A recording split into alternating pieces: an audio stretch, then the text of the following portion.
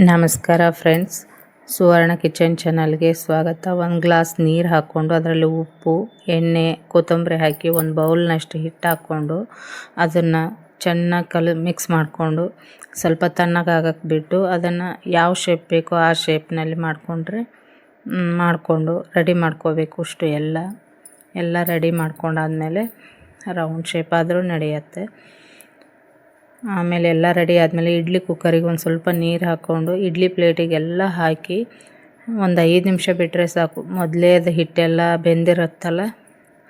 ಆಮೇಲೆ ಸ್ವಲ್ಪ ಒಂದು ಬಾಣಲಿಗೆ ಎಣ್ಣೆ ಇಟ್ಕೊಂಡು ಜೀರಿಗೆ, ಸಾಸಿವೆ, ಹಸಿಮೆಣಸಿನ್ಕಾಯಿ, ಸಣ್ಣಗೆ ಹೆಚ್ಚಿರೋ ಬೆಳ್ಳುಳ್ಳಿ, ಸಣ್ಣಗೆ ಹೆಚ್ಚಿರೋ ಈರುಳ್ಳಿ ಎಲ್ಲ ಹಾಕಿ ಸ್ವಲ್ಪ ಉಪ್ಪು ಹಾಕ್ಕೊಂಡು